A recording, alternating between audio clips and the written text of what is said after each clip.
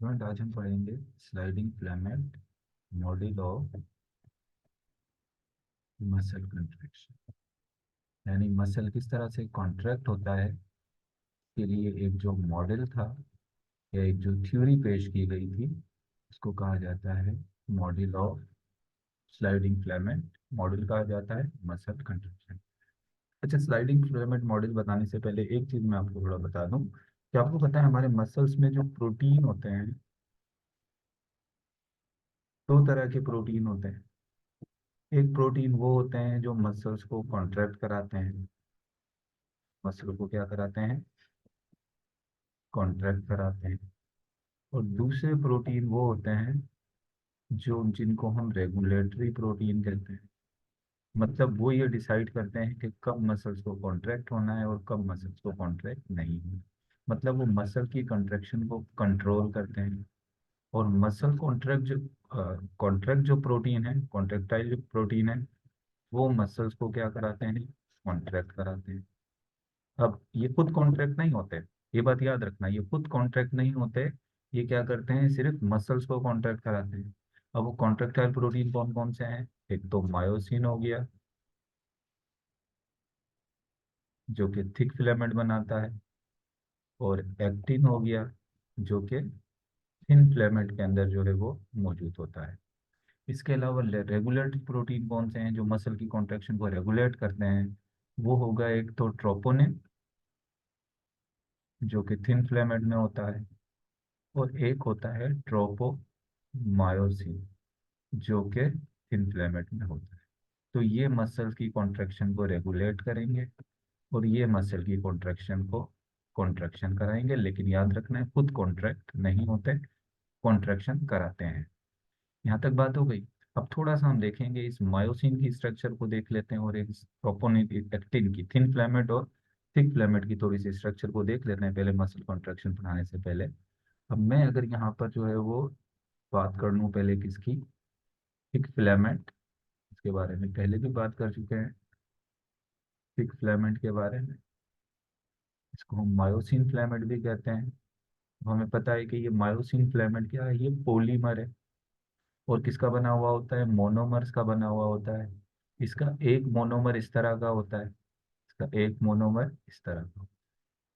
इसके मोनोमर में एक हेड होता है, ये हेड हो गया, और ये इसकी क्या हो गई, टेल। इसी तरीके से एक दूसरा मोनोमर भी इसके साथ में लगा हुआ होगा इसी तरीके का, ये इसका दूसरा मोनोमर हो गया, इसकी भी एक हेड हो गई, इसकी भी एक टेल हो गई। तो मतलब ये है कि ये जो आपके पास जो थिक फिलामेंट है, यानी ये जो थिक फिलामेंट है जिसको मायोसिन फिलामेंट कह रहे हो, ये इस तरह के छोटे, इनके किसका बना हुआ है, ये मोनोमर्स का बना हुआ है। ऐसे बहुत सारे ऐसे आपस में ट्विस्टेड होते हैं। इनकी हेड होती है और क्या होती है, टेल होती है। ये देखें इस तरह की किसके बने हुए हैं, ये मोनोमर्स के बने हैं। बागली लास्ट टाइम आप उनसे क्वेश्चन पूछ रहे थे कि किस तरह से मोनोमर्स के बने हुए होते हैं, तो अब ये देख लो, अब यहाँ पर मैंने आपको एक्सप्लेन कर दिया। इस तरह से इनके ये मोनोमर है, ये एक मोनोमर है, ये दूसरा मोनोमर है। यानी इसके एक मोनोमर का एक हेड है और एक टेल है। तो चलो मैं सिर्फ एक मोनोमर बना देता हूँ यहाँ पर, सिर्फ बहुत सारे मोनोमर होते हैं, समझाने के लिए आपको भी सिर्फ एक ही मोनोमर यहाँ पर मैं शो करता हूँ। ठीक है, वैसे तो बहुत सारे मोनोमर इसके होंगे, इसकी स्ट्रक्चर समझाने के लिए। तो देखो अब क्या होता है कि ये जो एक मोनोमर था, एक मोनोमर की अगर बात करें, ये एक मोनोमर है इसका, थिक फिलामेंट का ये एक मोनोमर, ये इसका हेड हो गया और ये हो गया इसका टेल। अब इसके हेड पर इस जगह मौजूद होते हैं, इस जगह यहाँ मौजूद होते हैं एटीपी बाइंडिंग साइट। मतलब यहाँ पर आकर एटीपी बाइंड होता है। पहली बात है, जब मसल्स को कॉन्ट्रैक्ट होना होता है तो उसको एनर्जी चाहिए होती है। जब इस मायोसिन ने एक्टिन के साथ मिलना है, क्रॉस ब्रिज बनाना है, तो उसके लिए एनर्जी चाहिए होगी। और एनर्जी कौन देगा? एटीपी देगा। और इस जगह पर एटीपी क्या आएगा, बाइंड होगा। इस जगह पर एटीपी जो है वो मायोसिन के साथ क्या होगा, बाइंड होगा। और यहीं पर जो है वो एटीपीएज भी मौजूद है। एटीपीएज मतलब जो वो एंजाइम जो कि क्या करेंगे, इस एटीपी को ब्रेक डाउन करेंगे। और आपको पता है एटीपी ऐसे तो एनर्जी नहीं देता, ये एटीपी ब्रेक डाउन होगा किसमें, एडीपी में और इनऑर्गेनिक फॉस्फेट में। एडीपी और फॉस्फेट में ब्रेक डाउन होगा तो क्या रिलीज होगी, एनर्जी। मतलब ये दोनों काम जो होते हैं, एटीपी को बाइंड करने के साइड और जो एटीपीएस के जो साइड हैं, ये दोनों कहाँ मौजूद हैं, ये दोनों इस हेड पर मौजूद है। इंपॉर्टेंट पॉइंट है, ये बात याद रखिएगा, इसके हेड पे जो है वो एटीपीएस एटीपी बाइंडिंग साइड भी है और साथ में क्या है, एटीपीएस एंजाइम। तो हमने ये किसकी बात कर ली, हमने ये बात कर ली थिक फिलामेंट की। चलिए, थिक फिलामेंट का एक मोनोमर बनाया है, दूसरा मोनोमर यहाँ साथ बना सकता हूँ, ऐसे ही इसमें तीसरा मोनोमर भी होगा, ऐसे बहुत सारे मोनोमर्स का ये बना हुआ होता है। हर मोनोमर के हेड पे ये एटीपी बाइंडिंग साइट मौजूद है। चलो अब आ जाते हैं किसकी तरफ, अब बात कर लेते हैं थिन फिलामेंट की, जिसको हम एक्टिन फिलामेंट भी कहते हैं, क्योंकि इसमें एक्टिन जो है प्रोटीन ज्यादा तादाद में है। अब ये जो एक्टिन, थिन फिलामेंट के भी मोनोमर होते हैं, लेकिन थिन फिलामेंट के जो मोनोमर होते हैं वो ऐसे राउंड सिंपल होते हैं, वैसे राउंड राउंड होते हैं, तो कहते हैं ग्लोबुलर, ग्लोबुलर होते हैं। तो मैं मोनोमर बना जैसे ये ग्लोबुलर है, ऐसे ट्विस्टेड होते हैं। एक दूसरी चेन है वो भी इसके ऊपर ऐसे क्या है, ऐसे ट्विस्टेड।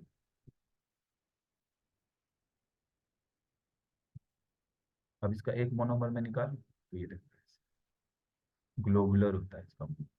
इसी वजह से हम इसको जी एक्टिन भी कहते हैं। इसके एक मोनोमर को हम क्या कहते हैं, जी एक्टिन भी कहते हैं। इसकी स्ट्रक्चर कैसी होती है, ग्लोबुलर होती है। और जब ये बहुत सारे मिल जाते हैं तो फिर ये क्या बन जाता है, ये एक्टिन का फिलामेंट बन जाता है पूरा। क्या होगा, ये एफ एक्टिन हो जाएगा, नहीं एक्टिन का क्या हो जाएगा, ये पूरा फिलामेंट बन जाएगा। तो थिन फिलामेंट में एक तो एक्टिन होता है, एक्टिन प्रोटीन होता है, ये एक्टिन प्रोटीन मैंने आपको दिखा दिया। इसके अलावा एक्टिन प्रोटीन के अलावा यहाँ पर एक ऐसे डोरी की तरह ऐसे एक दूसरा प्रोटीन भी इसके चारों तरफ से लिपटा हुआ होता है, रेड कलर का ऐसे लिपटा हुआ होता है। इसको हम क्या कह देते हैं, इसको हम कहते हैं ट्रोपोमायोसिन। ट्रोपोमायोसिन ने क्या किया हुआ होता है, ये जो एक्टिन होता है ना, इस एक्टिन के ऊपर मायोसिन के बाइंडिंग साइट होते हैं। इन एक्टिन के ऊपर क्या होते हैं, यहाँ पर मायोसिन के बाइंडिंग साइट मौजूद होते हैं एक्टिन पर। ये इसने क्या किया हुआ होता है, ट्रोपोमायोसिन ने इन एक्टिन के मायोसिन के बाइंडिंग साइट को क्लोज किया हुआ होता है, उसको कवर किया हुआ होता है। यानी मायोसिन जो है कि एक्टिन के साथ बाइंड नहीं हो सकता, जब तक मैसेज नहीं आएगा ब्रेन से तब तक ये मायोसिन का हेड जो है इस एक्टिन के साथ यूं बाइंड नहीं होगा। इसको बाइंड होने से किसने रोका हुआ है, ये जो एक्टिन के बाइंडिंग साइड है इसको कवर किया हुआ है किसने, इसको कवर किया हुआ है इसे ट्रोपोमायोसिन ने। यानी नहीं कि बाइंडिंग को क्या कर रहा है, ये रोक रहा है। सही ना, ये ट्रोपोमायोसिन का ये काम। इसके अलावा एक और भी होते हैं, एक और यहाँ पर मौजूद होते हैं जिनको हम कहते हैं प्रोटीन होते हैं, जिनको हम कहते हैं ट्रोपोनिन। अब यहाँ पर ये ऐसे लगे हुए हैं, तीन तीन का एक ग्रुप है, ऐसे लगे हुए हैं यहाँ पर ये ट्रोपोनिन। अब मैं ट्रोपोनिन किस को निकालूं, वैसे स्ट्रक्चर इस तरह नहीं है, जस्ट आपको समझाने के लिए बता दूं। ये ट्रोपोनिन तीन तरह के हैं, एक सी ट्रोपोनिन, एक जो है वो टी ट्रोपोनिन, और एक आई ट्रोपोनिन। सी ट्रोपोनिन वो होता है जिसके साथ कैल्शियम आकर बाइंड होगा, सी ट्रोपोनिन के साथ क्या होगा, कैल्शियम आकर बाइंड होगा। और टी ट्रोपोनिन किसके साथ बाइंड होता है, ट्रोपोमायोसिन के साथ। किसके साथ बाइंड होता है, ट्रोपोमायोसिन के साथ बाइंड होता है। और जो आई ट्रोपोनिन होता है इसका काम ट्रोपोमायोसिन ही की तरह होता है, यानी ये भी जो है वो एक्टिन और मायोसिन के क्रॉस ब्रिज बनने को क्या कर रहा होता है, रोक रहा होता है। वो भी इन्हीं मतलब जो है आई ट्रोपोनिन जो है इसका काम भी जो है वो किसकी तरह है, ट्रोपोमायोसिन की तरह ही है। तो ट्रोपोनिन तीन तरह के हो गए, एक सी ट्रोपोनिन, एक जो टी ट्रोपोनिन, और एक आई ट्रोपोनिन। इसके साथ कैल्शियम बाइंड होगा, ये ट्रोपोमायोसिन के साथ बाइंड होगा। और आई आई ट्रोपोनिन का काम भी ट्रोपोमायोसिन ही की तरह का है। यहाँ तक बात हो गई, इसके बारे में हमने बात कर ली, हमने बात कर ली थिन फिलामेंट के बारे में हमने बात कर ली। सही। अब क्या होता है, मसल कॉन्ट्रैक्ट कैसे होता है। वैसे तो स्लाइडिंग फिलामेंट मॉडल जो है वो इसको एक्सप्लेन करता है कि मसल कॉन्ट्रैक्ट किस तरह होता है, लेकिन मैं थोड़ा सा पहले आपको एक आइडिया दे देता हूँ, ताकि फिर आपको आपकी बुक वाले से जो है हम लोग पढ़ लेंगे तमाम चीज़ें। अब मिसाल के तौर पे देखो, मैं अगर यहाँ पर अभी एक सार्कोमेर बना देता हूँ, ज़्यादा नहीं बना रहा हूँ, क्योंकि यहाँ पर मुझे जो है वो अभी आपको एक्सप्लेन करना है, तो मैं सिर्फ एक ही सार्कोमेर बनाता हूँ यहाँ पर।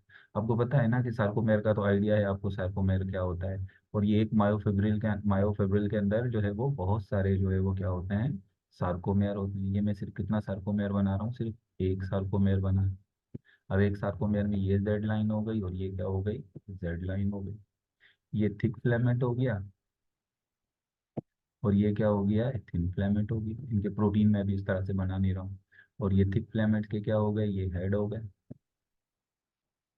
ये थिक फिलामेंट के मोनोमर के क्या हो गए, ये हेड हो गए जो मैंने बना दिए।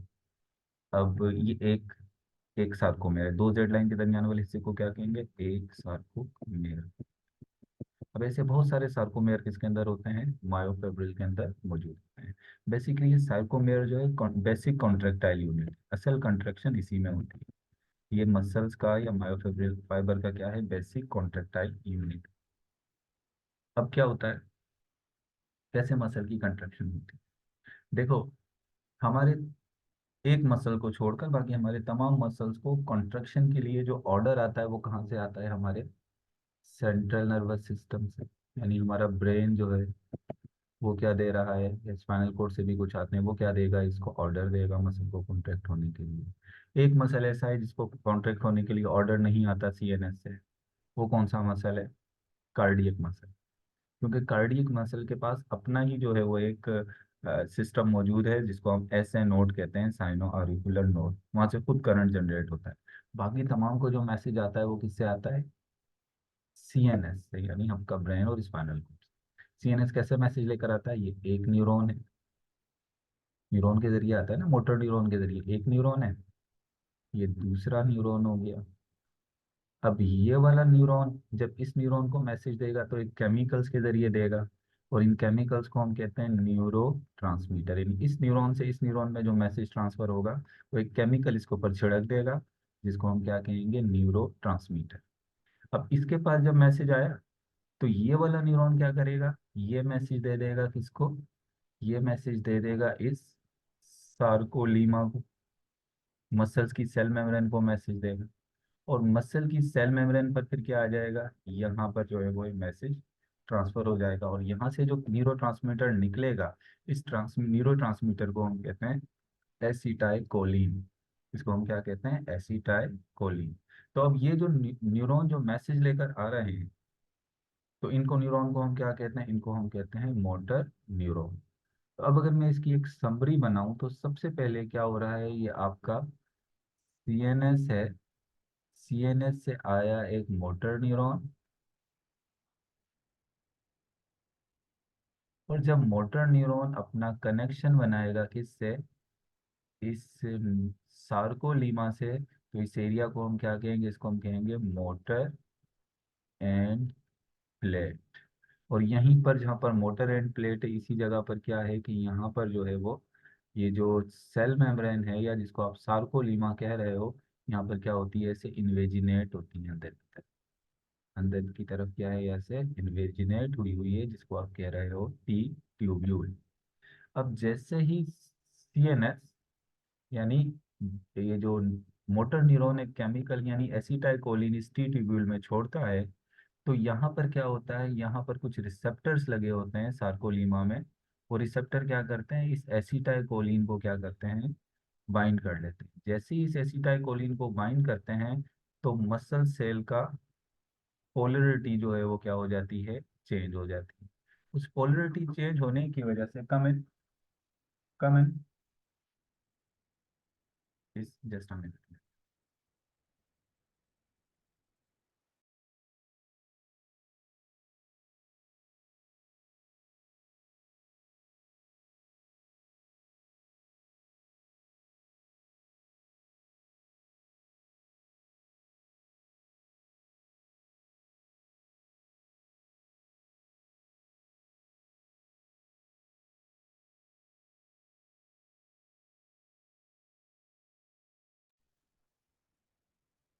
यहाँ पर क्या होता है, इसकी जब पोलरिटी चेंज होती है, यानी ये जो है वो इसमें इसको एक्शन पोटेंशियल जब इसका डेवलप होता है, तो उसकी वजह से क्या होता है कि यहाँ पर जो सार्कोप्लाज्मिक रेटिकुलम होते हैं, यहाँ पर इसके करीब टी ट्यूब्यूल के करीब, तो सार्कोप्लाज्मिक रेटिकुलम से क्या रिलीज हो जाता है कि कैल्शियम गेटोपिन होते हैं, और इससे क्या रिलीज होता है, इससे रिलीज होता है कैल्शियम।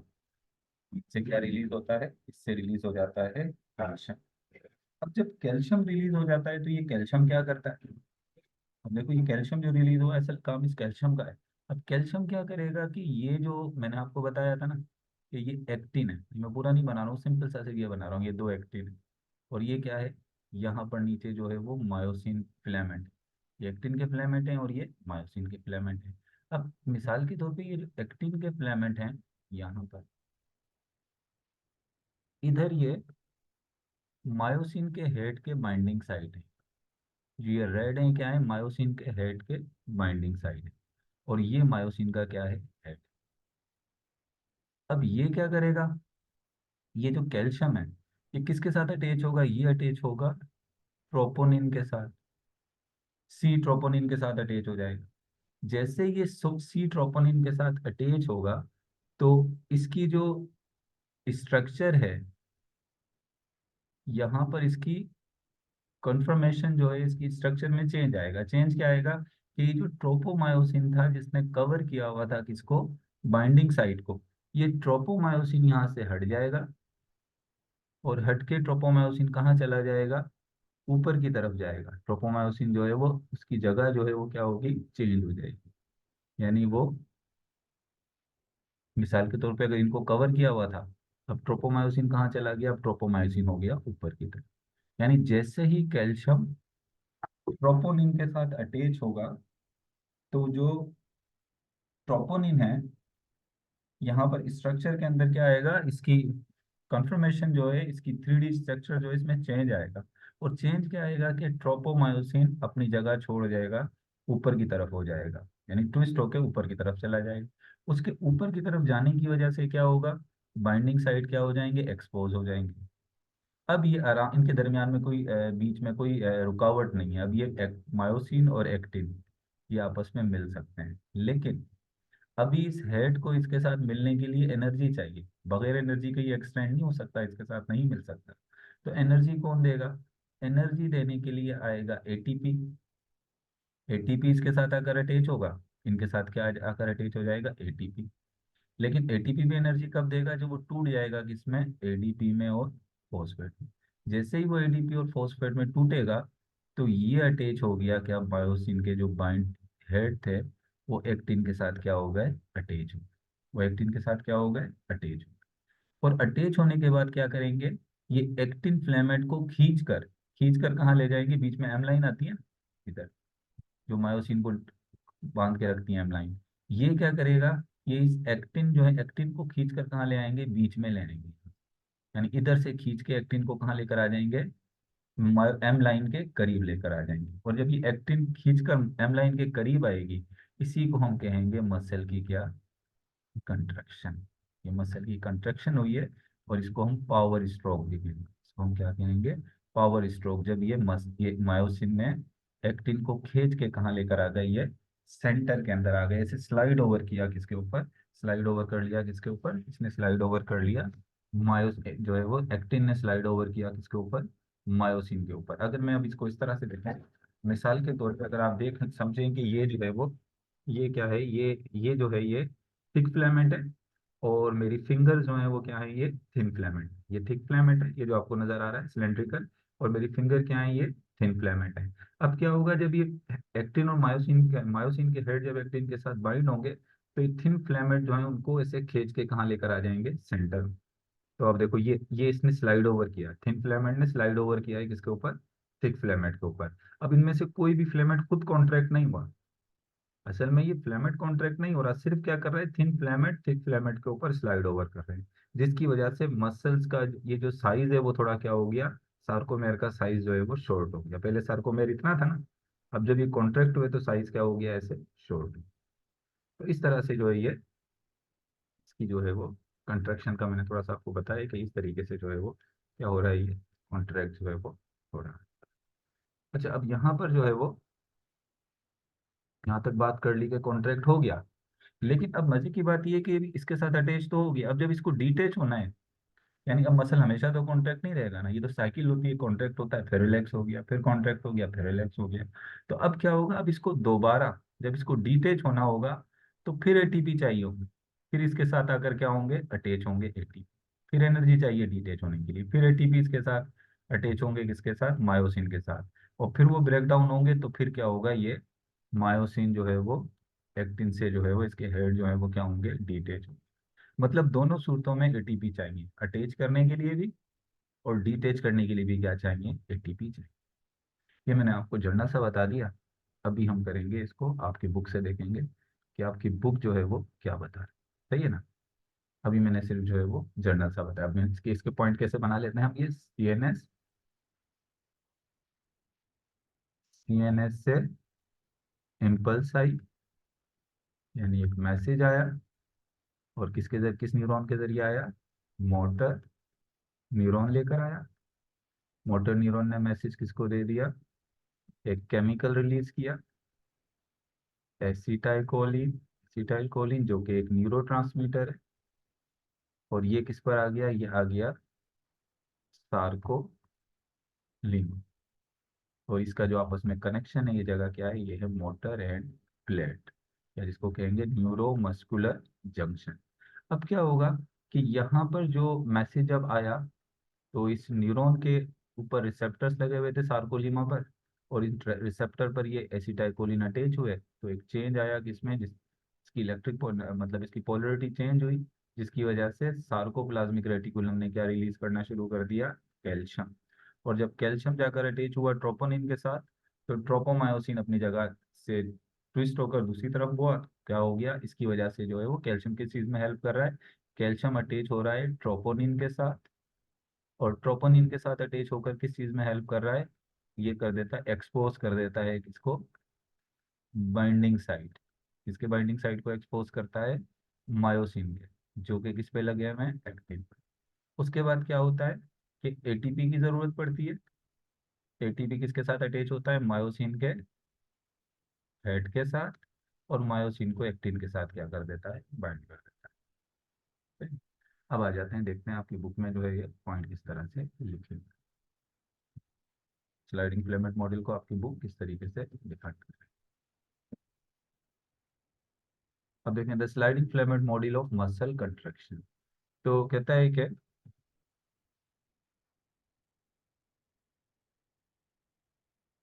ये मॉडल जो पुट फॉरवर्ड, यानी इस मॉडल को जो प्रपोज किया था, वो किया था हुक्सले, हुक्सले, और दूसरा जो है वो जैन हैंडसन ने जो है वो 1954 में जो है वो इसको क्या किया था, इसको प्रपोज किया था, ये मॉडल जो है वो पेश किया था, sliding filament model. According to this model, या दिस थ्योरी मॉडल कह लें या इसको थ्योरी कह लें, according to this theory, when sarcomere shorten, यानी ये थ्योरी कह रही है कि जब सार्कोमेयर क्या होता है, शॉर्ट होता है। मैंने भी आपको बताया था, जब एक मसल कॉन्ट्रैक्ट होता है तो सार्कोमेयर क्या हो जाता है, शॉर्ट हो जाता है। क्यों शॉर्ट हो जाता है, क्योंकि थिन फिलामेंट स्लाइड होकर किसके ऊपर आ जाते हैं, थिक फिलामेंट के ऊपर आ जाते हैं, स्लाइड करते हैं, एक दूसरे के दो थिन फिलामेंट एक दूसरे के करीब आ जाते हैं।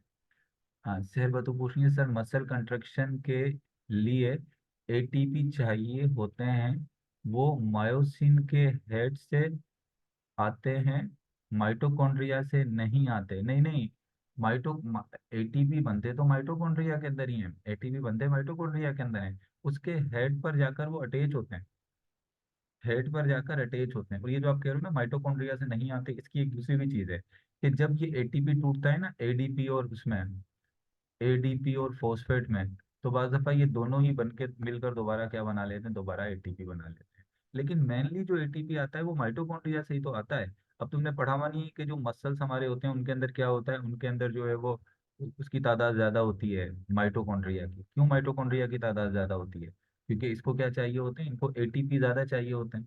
तो एटीपी मायोसिन के हेड पर जाकर अटैच होता है, लेकिन इसका मतलब ये नहीं है कि वहां से एटीपी जो है वो आ रहा है। शहर, ये बात क्लियर हो गई आपको।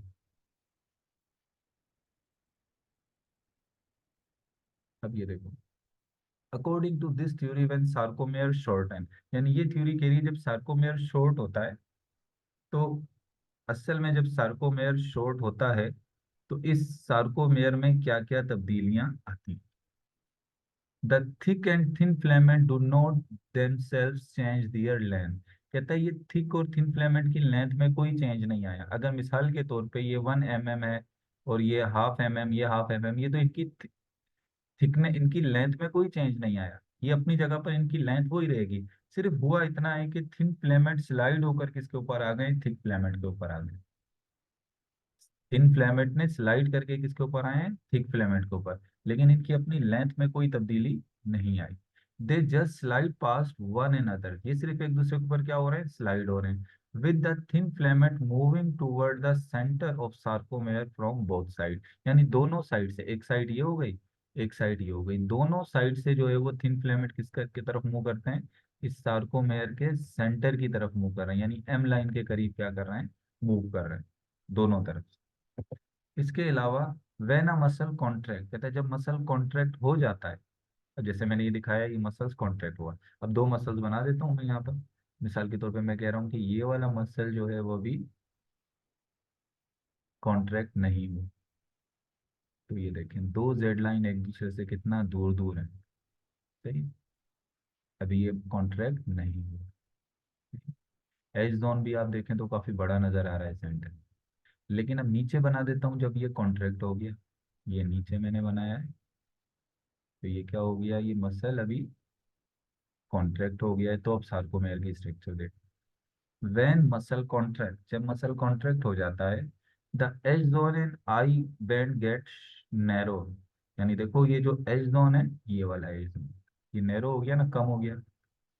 और जो आई बैंड थे, ये दोनों, इनका साइज यहाँ ज्यादा था, यहाँ पर इनका साइज क्या हो गया, कम हो गया। मतलब जब एक मसल कॉन्ट्रैक्ट होता है तो एज जोन भी नैरो हो जाता है, और आई बैंड भी क्या होता है, शॉर्टर हो जाता है, यानी वो नैरो हो गया या शॉर्टर हो गया। इसके बाद Z line moving closer together, shortening the sarcomere, और जो दो जेड लाइन है वो भी एक दूसरे के करीब आ गई। मतलब अगर आपसे पूछा जाए, फिर आपसे पूछा जाए कि जब एक मसल कॉन्ट्रैक्ट होता है तो मसल्स के जो सार्कोमेयर के जो बेंडिंग पैटर्न है उसमें क्या तब्दीली आती है, तो तब्दीली ये आती है कि एज जोन शॉर्टर हो जाएगा, सही है, आई बैंड जो है वो शॉर्टर हो जाएंगे, और साथ में दो जेड लाइन एक दूसरे के करीब आ जाएंगी। जब दो जेड लाइन एक दूसरे के करीब आ जाएंगी तो मतलब ये हो गया कि सार्कोमेयर भी क्या हो गया, शॉर्ट हो गया। यहाँ तक आई थिंक क्लियर हो गई होगी बात।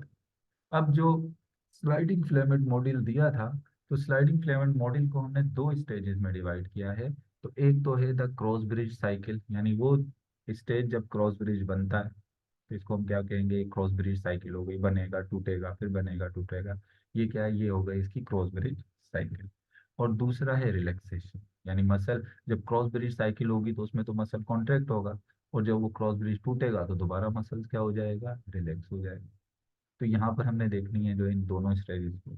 तो पहले बात कर लेते हैं किसकी, पहले बात कर लेते हैं क्रॉस ब्रिज साइकिल की, के इसमें क्या। तो इसमें क्या हो रहा है, the cycle begin when muscle fibre are stimulated by receiving the nerve impulse at the motor end plate. अब इधर देखो, ये एक आपका मसल फाइबर बना रहा हूँ, मसल का सेल, ये लो ये मसल का सेल है। मसल्स के सेल के अंदर ये क्या है, इसके अंदर मायोफिब्रिल होते हैं, सही। और मायोफिब्रिल के अंदर ये बहुत सारे जो हैं वो क्या होते हैं, सार्कोमेयर होते हैं। मैं एक सार्कोमेयर यहाँ बना रहा हूँ, सही।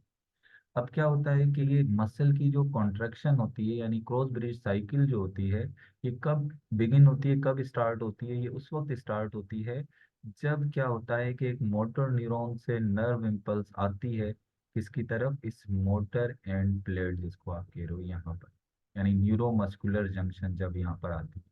और यहाँ पर जैसे ये नर्व इम्पल्स अपना एसिटाइकोलिन इस टी ट्यूब्यूल पर, यहाँ पर इस सार्कोलिमा पर अपना न्यूरोट्रांसमीटर फेंकती है, तो क्या होता है, इस पे जो रिसेप्टर लगे हुए होते हैं वो क्या करेंगे, इसको, इसके साथ ये न्यूरोट्रांसमीटर क्या होंगे, बाइंड हो जाएंगे। तो यहाँ पर ये बात कह रहा है कि मोटर न्यूरॉन रिलीज न्यूरोट्रांसमीटर एसिटाइकोलिन। देखो इस मोटर न्यूरॉन ने क्या किया, एक न्यूरोट्रांसमीटर रिलीज कर दिया जिसको हम क्या कह रहे हैं, acetylcholine. Acetylcholine open the proteinic gateway in the T tubule, इसके अंदर जो प्रोटीन के गेटवे हैं वो क्या हो जाएंगे, वो उनको ओपन कर देगा, ओपन कर देगा, जिसकी वजह से गेटवे ओपन करने की वजह से क्या होगा, इसकी पोलरिटी चेंज हो जाएगी, सोडियम अंदर जाएंगे, अभी हम बात सेकंड उसमें पढ़ेंगे कि पोलरिटी कैसे चेंज होती है आगे वाले चैप्टर में। सोडियम अंदर जाएंगे जिसकी वजह से इसकी पोलरिटी जो है वो क्या होगी, चेंज हो जाएगी। अब पोलरिटी जैसे ही चेंज होगी तो उस पोलरिटी चेंज होने की वजह से इसके करीब जो सार्कोप्लाज्मिक रेटिकुलम है वो क्या रिलीज करना शुरू कर देंगे, कैल्शियम रिलीज करना शुरू कर देंगे। कहता है as a result sarcoplasmic reticulum release the store calcium ion that initiate the muscle contraction. अब कहता है कि सार्कोप्लाज्मिक रेटिकुलम क्या रिलीज करना शुरू कर देंगे, जो उनके अंदर स्टोर कैल्शियम था, और यही कैल्शियम जो है वो असल मसल कंट्रैक्शन को क्या करेगी, इनिशिएट कराएगी। यानी असल जो मसल कंट्रैक्शन को इनिशिएट कराने का काम करेगा, वो कौन करेगा, ये कैल्शियम जो है वो बेसिकली करेगा। अच्छा, इसके बाद कैल्शियम आयन क्या करेगा, calcium ion bind with troponin. Calcium ion किसके साथ बाइंड हो जाएगा, ट्रोपोनिन ऑफ थिन फिलामेंट। यानी थिन फिलामेंट के ऊपर जो ट्रोपोनिन है उसके साथ क्या हो जाएगा, बाइंड हो जाएगा। मैंने आपको बताया था कि इस तरह से ये, फिर बना देता हूँ यहाँ पर, ये नहीं, ये थिन फिलामेंट है। थिन फिलामेंट पर पहले बात कर चुके हैं यहाँ पर, मायोसिन के बाइंडिंग साइड, ये रेड कलर के मायोसिन के क्या है, बाइंडिंग साइड है। और इसको कवर किया हुआ है मायोसिन के बाइंडिंग साइड को ट्रोपोमायोसिन ने। ये जो ब्लू कलर का है ये क्या है, ट्रोपोमायोसिन। और ट्रोपोमायोसिन के यहाँ पर मैं बना देता हूँ, ये जो है वो ट्रोपोनिन लगे हुए हैं यहाँ पर,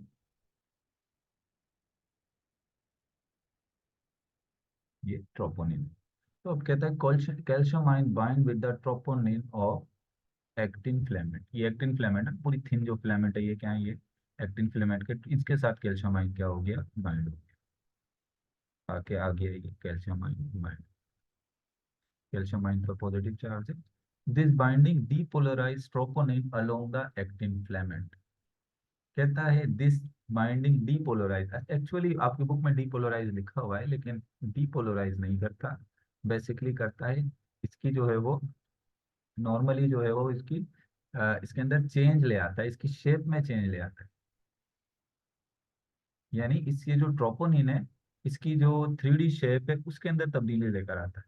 उस तब्दीली की वजह से जब उसके अंदर जो है वो चेंज आता है, उसकी जो है वो कंफर्मेशन जब चेंज होती है तो उसकी वजह से फिर क्या होता है, as a result of depolarisation. Result of depolarisation नहीं होगा, डीपोलराइजेशन डायरेक्ट करता नहीं है, रिजल्ट ऑफ चेंज, यानी जो शेप चेंज होगी उसकी वजह से क्या होगा, the troponin twist and expose the myosin binding site located on actin monomer.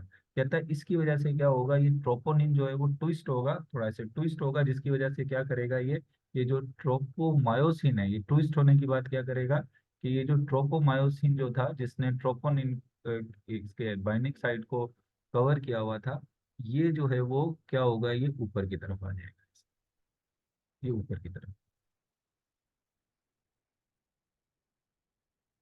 Calcium ion जब ट्रोपोनिन के साथ बाइंड हुए तो सिंपल सी बात समझ लो कि ट्रोपोनिन की शेप में कोई ऐसा तब्दीली लेकर आए जिसकी वजह से ट्रोपोनिन ट्विस्ट हुआ, और ट्विस्ट होने की वजह से उसने ट्रोपोमायोसिन को ऊपर की तरफ खींच लिया, जिसकी वजह से क्या हुआ कि एक्टिन के मोनोमर्स पर जो मायोसिन के बाइंडिंग साइड थे वो क्या हो गए, वो एक्सपोज हो। अब उनके एक्सपोज होने से क्या हुआ, इसके बाद नेक्स्ट स्टेप, यानी एक्सपोज तो हो गए, अब एक्सपोज होने के बाद नेक्स्ट स्टेप में क्या होगा, in the next step myosin head rises by getting energy from ATP. यानी अब ये जो मायोसिन है, मायोसिन के हेड राइज हुए, ऊपर की तरफ उठे, और इनको ऊपर की तरफ उठने के लिए, बाइंड होने के लिए एनर्जी किसने दी, एनर्जी दी इन्हें एटीपी। एटीपी आए, एटीपी जब इनके साथ आकर बाइंड हुए तो इसको क्या मिली, इसको इनको एनर्जी मिली। और एटीपी के बाइंडिंग साइट कहाँ मौजूद थे, इसके हेड में मौजूद थे। Bind ATP hydrolyse into ADP and phosphate bye enzyme ATPase.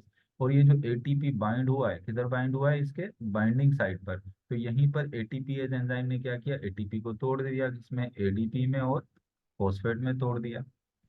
अब इसके बाद देखें क्या कहता है। The myosin head extend and attach to the binding side of actin and both actin and myosin filament are cross link to form a cross bridge. अब क्या होगा, ये एक्टिन के मायोसिन के जो हेड थे ये जाकर किसके साथ अटैच हो गए, ये हो गए किसके साथ, एक्टिन के, एक्टिन पर जो इनके बाइंडिंग साइड थे उनके साथ क्या हो गए, अटैच हो गए। दोनों एक्टिन और मायोसिन एक दूसरे से क्या हो गए, अटैच हो गए।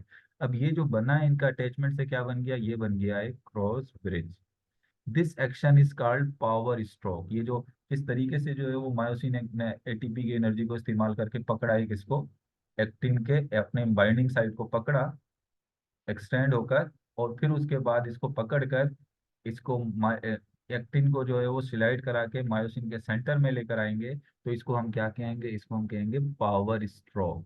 स्ट्रैगर allowing myosin to pull the actin filament toward the M line by the shortening them. यानी ये क्या करेगा, ये मायोसिन जो है वो एक्टिन को पुल करके सेंटर में लेकर आएगा और इसको क्या करेगा, शॉर्ट कर देगा। यानी अब दोनों जेड लाइन एक दूसरे के क्या आएंगी, करीब आ जाएंगी। ये मैंने आपको पहले बताया था कि इस तरीके से वो एक दूसरे के क्या आ जाएंगी, करीब आ जाएंगी, जेड लाइन। तो यहाँ पर क्या हुआ कि कैल्शियम जो है वो, कैल्शियम बाइंड हुआ किसके साथ, ट्रोपोनिन के साथ। कैल्शियम जब ट्रोपोनिन के साथ बाइंड हुआ तो उसके बाइंड होने से क्या हुआ कि बाइंडिंग साइड जो है वो क्या हो गए, एक्सपोज हो गए। जब बाइंडिंग साइड एक्सपोज हो गए तो क्या बन गया, क्रॉस ब्रिज बन गया। जब क्रॉस ब्रिज बन गया तो उसको जो है वो सार्कोमेर क्या हो गया, शॉर्ट हो गया, एक दूसरे के ऊपर स्लाइड होना शुरू हो गए। अब ये जो एक्टिन ने, जो मायोसिन के हेड ने एक्टिन को पकड़ा और उसको स्लाइड कराया, इसको हम क्या कहते हैं, इसको हम कहते हैं पावर स्ट्रोक। यहाँ तक बात समझ आई, तो यहाँ तक बात समझ आई। आपकी बुक में इसको थोड़ा सा ऐसे घुमा फिरा के ऐसे दिया हुआ है, लेकिन जब आप इसके पॉइंट्स बना लोगे ना फिर आपको इतना मुश्किल नहीं लगेगा। देखो पेपर में ना आपसे क्या क्या पूछा जा सकता है। अभी इसकी तो एक, वैसे तो नॉर्मली अगर आपने क्रॉस ब्रिज समझ लिया है तो बस रिलैक्सेशन वाला जो है इसका नेक्स्ट जो स्टेप है वो इतना मुश्किल नहीं है। लेकिन अगर आपको पहले ये चीज अगर समझ में आ गई तो अब देखो तुम्हें याद रखने की बातें कौन कौन सी हैं जो इस पूरे के अंदर।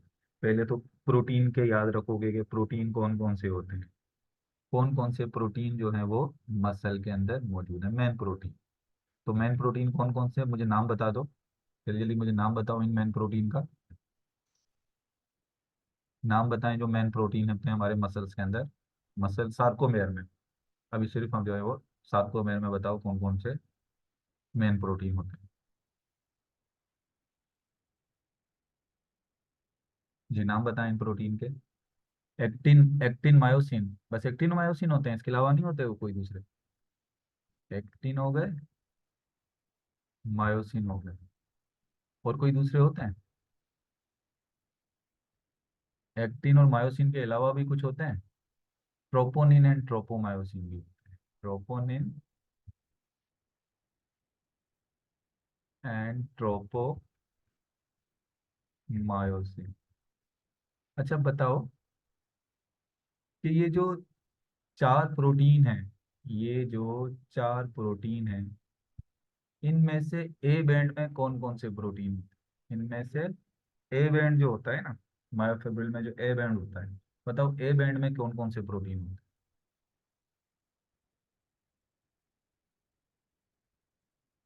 हैं? ए बैंड में कौन से प्रोटीन होते हैं? ए बैंड में एक्टिन होता है और मायोसिन होता है, एक्टिन होता है और मायोसिन होता है। सही। क्या ए बैंड में ट्रोपोनिन